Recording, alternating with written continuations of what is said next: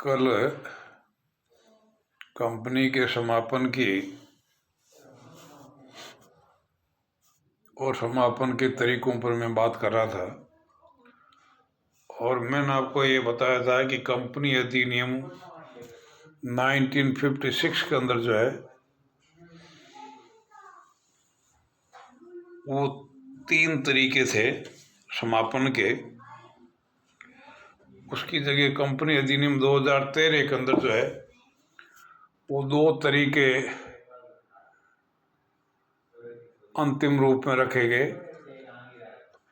स्वैच्छिक समापन और उसकी प्रक्रिया का जिक्र बाद में करूंगा। अधिकरण के द्वारा जो अनिवार्य समापन, जिसका मैंने कंप्लीट खुलासा किया है अर्लियर क्लास में, आज मैं आपको बताऊंगा कि इसकी प्रक्रिया क्या होगी। अगर कंपलसरी वाइंडिंग अब अगर होता है तो कंपलसरी वाइंडिंग की क्या प्रोसीडिंग होगी। It's a very important question. तो वो तरीका बताऊंगा। सेक्शन रिटर्न के अंदर दिया हुआ है। सबसे पहला पॉइंट है समापन हेतु याचिका प्रस्तुत करना। A petition must be filed for the winding of.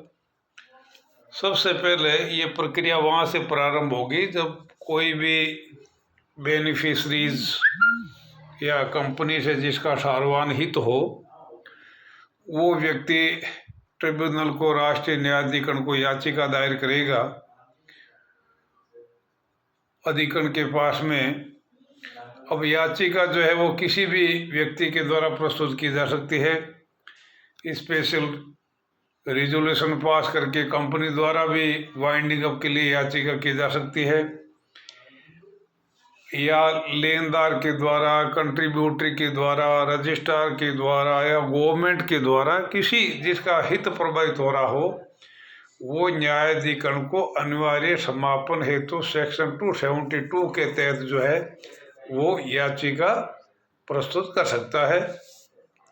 जैसे ही वो याचिका प्रस्तुत करेगा उसकी एक प्रति रजिस्ट्रार के पास में भी फाइल की जाएगी। दूसरी विशेष बात है अधिकरण द्वारा आदेश। जैसे ही याचिका अधिकरण के पास में प्रस्तुत की जाएगी, अधिकरण को ये सुनिश्चित करना होगा कि उस याचिका को एक्सेप्ट करें या निरस्त करें या अन्य किसी प्रकार से जैसा अधिकरण को उचित समझे उस तरीके का आदेश जो है वो प्रस्तुत किया जाएगा। अधिकरण जैसा उचित समझे उस तरीके का आदेश जो है वो जारी करेगा। ये भी हो सकता है कि उस याचिका को जो है कोर्ट सहित निरस्त भी कर दे। अगर उसको लगता है कि इसमें कोई ज़्यादा दम वाली बात नहीं है तो it can be cancelled. Company को सूचना देना एवं अस्थायी समापक की नियुक्ति करना।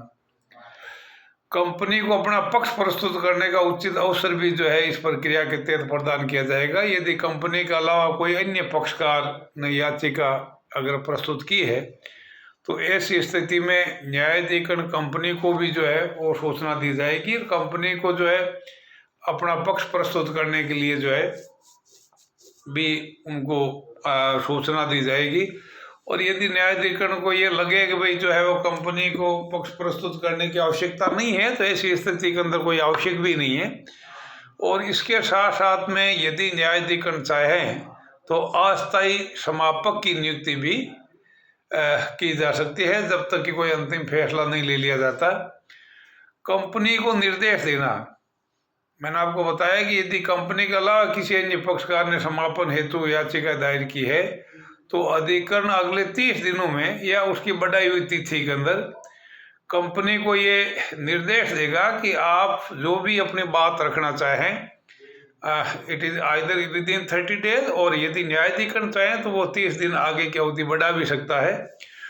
तो उसमें 2 बातें जो है वो कंपनी को ये निर्देश देगी, जिसमें कंपनी अपना विरोध या जो भी आपत्तियां हैं वो भी प्रस्तुत कर सकती हैं और इसके साथ साथ में कार्यकलापों का विवरण प्रस्तुत करने हेतु भी कंपनी को निर्देशित किया जा सकता है। जब ये दो बातें कंपनी से डिमांड की जाएगी तो अगला पॉइंट ये बढ़ेगा कि आपत्तियों कार्यकलापों का विवरण प्रस्तुत करना। जैसे ही उनको सूचना मिलेगी विद इन 7 डेज जो है वो कंपनी को अपनी जो भी रिजेंटमेंट है, जो भी आपत्तियां, जो भी बात कहनी है, इसके साथ साथ में स्टेटमेंट ऑफ द अफेयर्स, कार्यकलापों का विवरण जो है वो निर्देशानुसार न्यायाधिकरण को प्रस्तुत करना होगा। यदि मान लीजिए कंपनी ने स्वयं ने याचिका दायर करी है तो ऐसी स्थिति में याचिका के साथ साथ में जो है स्टेटमेंट ऑफ अफेयर्स प्रस्तुत करना पड़ेगा। यदि स्टेटमेंट ऑफ अफेयर्स अगर कंपनी के पेटिशन के साथ अगर आवेदन नहीं किया है तो न्यायाधिकरण इसके बारे में कोई किसी तरह से विचार नहीं करेगी, यानी उसकी डिमांड को रिजेक्ट कर दिया जाएगा।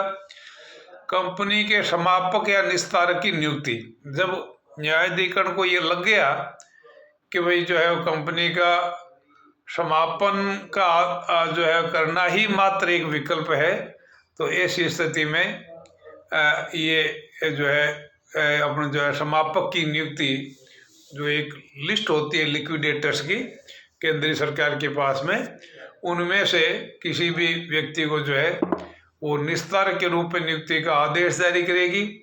ये भी संभव है कि जिस आदमी को अस्थायी निस्तारक के रूप में नियुक्त किया है उसी व्यक्ति को जो है वो आगे फाइनल निस्तारक के रूप में उसकी नियुक्ति की जा सकती है। कंपनी समापक तथा रजिस्ट्रार को सूचित करना, जैसे ही न्यायाधिकरण जो है वो आदेश जारी करेगा उसके अगले 7 दिनों के अंदर अधिकरण के द्वारा समापक को भी ये सूचना दे दी जाएगी और साथ ही साथ रजिस्ट्रार को भी इस बात की सूचना दी जाएगी। कंपनी के अभिलेख में उल्लेख, राजपत्र में अधिसूचना तथा स्टॉक एक्सचेंज को सूचना, जैसे ही कंपनी को इस आशय की जानकारी मिलेगी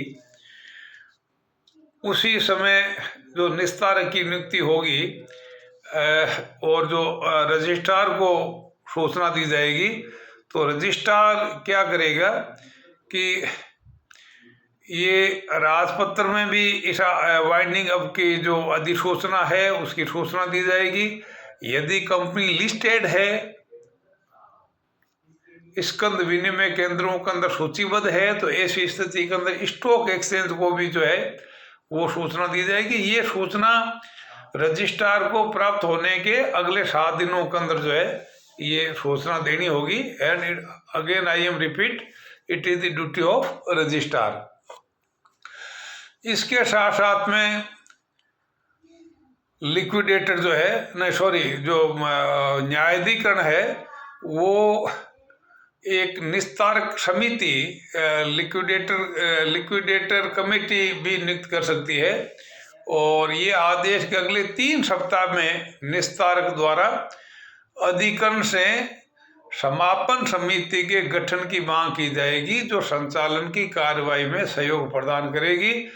तो ये जो समापन समिति है ये निस्तारक को समापन की जो कार्रवाई है उस कार्रवाई के अंदर ये सहयोग प्रदान करेगी और इनके मांग के अनुरूप जो है वो न्यायाधिकरण जैसा उचित समझे उस तरीके से जो है वो ये लिक्विडेटिंग कमेटी का गठन किया जाएगा।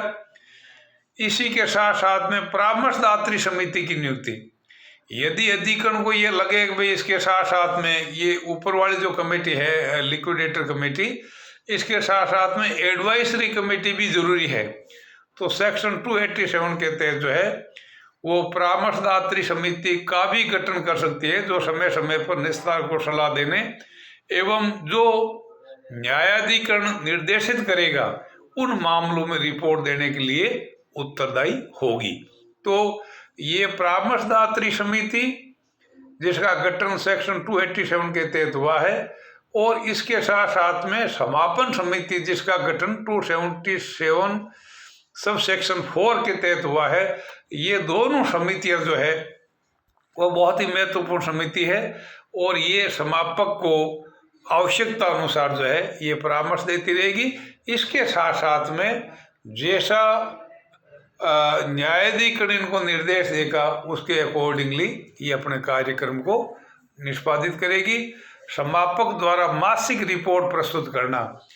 अब ये ध्यान देंगे कि जैसे ही समापक की नियुक्ति होगी, समापक हर माह जो है वो अपनी रिपोर्ट समापक समिति को भी और परामर्शदात्री समिति को, इनको भी ये मासिक रिपोर्ट जो है वो प्रस्तुत करनी होगी। इसके साथ साथ में इसकी बहुत महत्वपूर्ण जिम्मेदारी है, वो ये है कि नियुक्ति के पश्चात कंपनी की जो भी संपत्ति है, जो भी लाइबिलिटीज है, अंशदाताओं की जो सूची है, इसके साथ साथ में लेनदारों की जो सूची है, वो अपनी नियुक्ति के 3 माह के भीतर कंप्लीट डिटेल जो है वो न्यायाधिकरण को प्रस्तुत करनी होगी। और जब तक ये कार्रवाई आगे चलेगी, सपोज करो इसमें जितना टाइम लगता है, हर 3 माह के अंदर जो है ये सामयिक रिपोर्ट प्रस्तुत करनी पड़ेगी। सेक्शन 288 के तहत समापक द्वारा प्रत्येक तिमाही के अंत में निर्धारित प्रारूप एवं रीति से कंपनी के समापन की प्रगति रिपोर्ट ये न्यायाधिकरण को अवश्य प्रस्तुत करनी पड़ेगी। और जब कंपनी की कार्रवाई निस्तारक की, समापक की नज़रों के अंदर जब कंप्लीट हो जाती है, नथिंग इज लेफ्ट, पूरी प्रक्रिया कंपनी की जो संपत्तियां हैं रियलाइज करना, लेनदारों को भुगतान करना, और अगर कोई सरप्लस बच गया है तो अपने अंशधारियों के बीच में वितरण करना, ये सारी प्रक्रिया जब कंप्लीट हो जाती है तब निस्तारक जो है अंतिम रिपोर्ट जो है वो न्यायाधिकरण को प्रस्तुत करेगा। कंपनी समापक जो है वो समापन समिति, ये देखो जो समापन समिति बनी हुई है उसका एक्नॉलेजमेंट जरूरी है, उसका अनुमोदन जरूरी है। तो कंपनी समापन समिति के अनुमोदन कराने हेतु अंतिम रिपोर्ट का ड्राफ्ट तैयार करेगा तथा अनुमोदित करवाएगा। अनुमोदित ड्राफ्ट विघटन हेतु न्यायालय को प्रस्तुत किया जाएगा। मीनिंग देयर बाई जो अंतिम रिपोर्ट प्रस्तुत की जाएगी, it must be acknowledged by the, it must be confirmed by the liquidating committee. और वो जो रिपोर्ट न्यायाधिकरण को प्रस्तुत की जाएगी, यदि न्यायाधिकरण उस रिपोर्ट से, उस कार्रवाई से, उस प्रोसीडिंग से जो सूचनाएं निस्तारक के द्वारा प्रस्तुत की गई है, अगर उनसे संतुष्ट हो जाता है तो सेक्शन 302 सब सेक्शन 1 के तहत विघटन का जो है सेक्शन 302 सब सेक्शन 2 के तहत जो है वो विघटन का आदेश जारी कर देगी। और जैसे ही न्यायाधिकरण विघटन का आदेश जारी करेगा, उसी समय जो है वो कंपनी समाप्त मानी जाएगी। उसके बाद में कोई किसी तरह की दावेदारी, कोई किसी तरह का क्लेम जो है वो संभव नहीं होगा। सेक्शन 277 सब सेक्शन 7 के तहत अंतिम रिपोर्ट तैयार करके और सेक्शन 302 सब सेक्शन 1 के तहत जो है वो न्यायाधिकरण को आवेदन किया जाएगा। उस आवेदन के अंदर जो है वो समापन समिति का अनुमोदन भी साथ में संलग्न करना होगा। और उस रिपोर्ट आवेदन के आधार पर जो है वो धारा 302 सब सेक्शन 2 के तहत विघटन का आदेश जारी किया जाएगा। और आदेश की प्रति रजिस्ट्रार के पास प्रस्तुत करना। तो ये इस आदेश जो है जारी होने के अगले 30 दिनों के अंदर जो है धारा 302 सब सेक्शन 3 के तहत ये प्रति रजिस्ट्रार को भी फाइल करनी पड़ेगी, ताकि रजिस्ट्रार अपने रजिस्टर में से जो है उस कंपनी का नाम डिलीट कर देगी और किसी भी तरह का कोई भी, मैंने आपको बताया, न कोई दावा रहेगा, न कोई क्लेम रहेगा, न कंपनी का अस्तित्व रहेगा। तो विघटन का आदेश जारी होते ही कंपनी का जीवन एक लीला समाप्त हो जाएगी। तो मैं आपको शुरुआत के अंदर जो बात कही थी कि भाई समापन जो है ये एक प्रक्रिया है और विघटन उस प्रक्रिया का अंत है। That's all.